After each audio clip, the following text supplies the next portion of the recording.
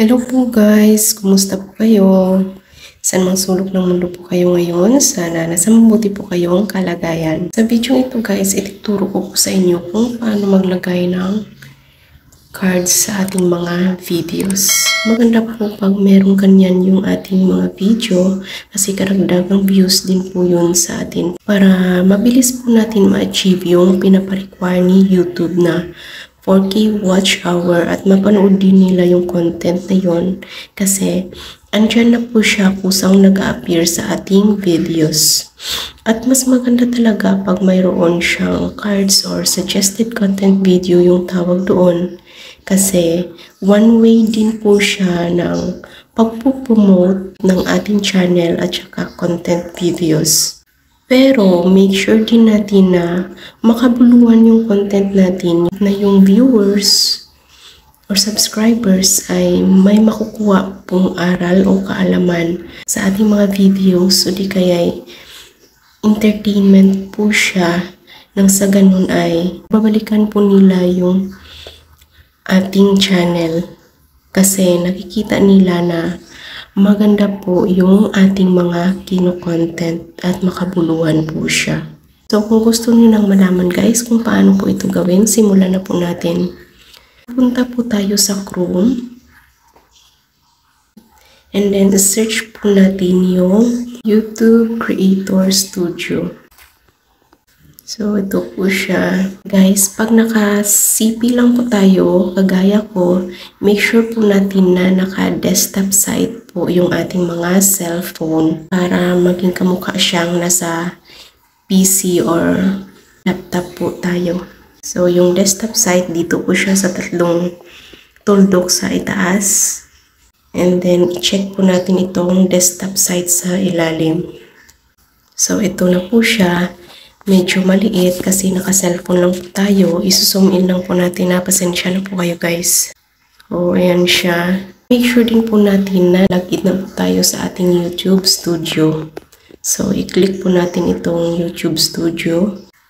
Pasensya na po kasi mahina po yung internet natin. So, dito na po tayo. Punta po tayo dito sa ating mga content video. I-click po natin ito. And then dito, makikita yung mga videos natin na in-upload. So, pipili po tayo dito ng isusum ko muna guys ha. Ito po yung mga videos natin na in-upload sa ating YouTube channel. So, pipili po tayo dito ng content natin na gusto nating lagyan ng cards. So, yung sa akin, ito po siya kasi hindi ko pa ito nilalagyan. Kasi gusto ko pong isample sa inyo. I-click po natin ito. Dito sa gilid, meron siyang cards. So, click po natin itong cards.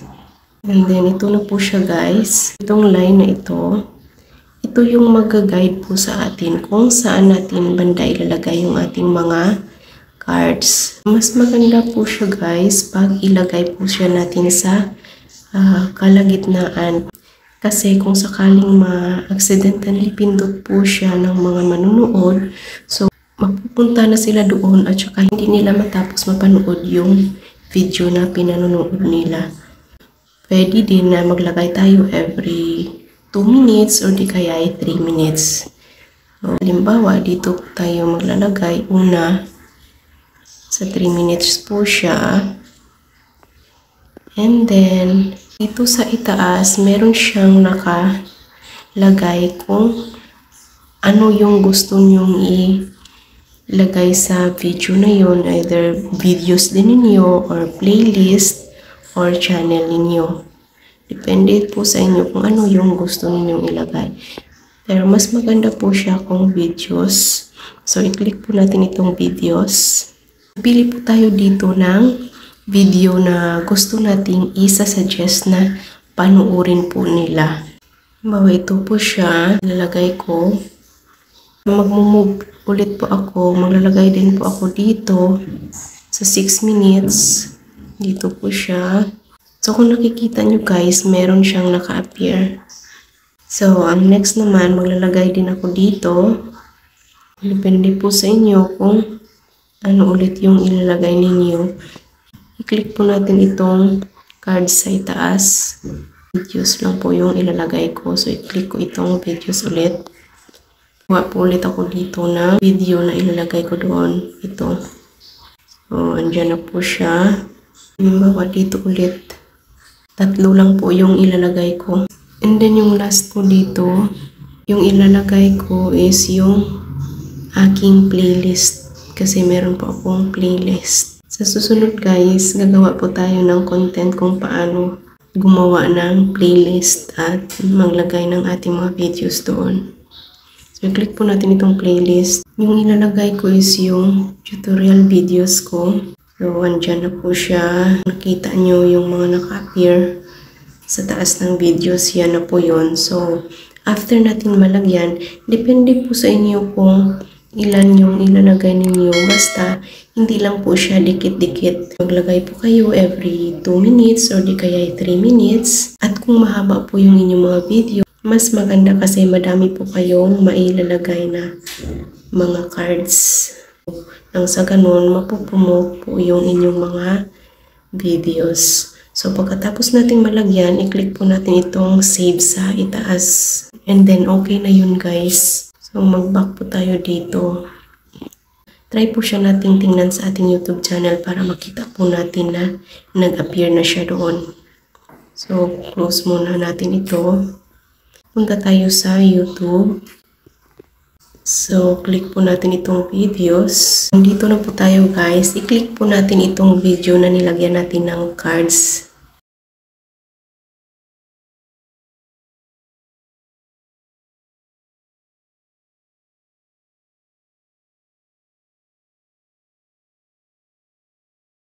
Guys, kung gusto natin gawin is lagyan po siya natin ng templates. So, punta po tayo dito sa ilalim. Click po natin itong overlay. Then add overlay. Then balik po tayo ulit sa stock videos. Pasensya na guys kasi mahina po yung signal ko.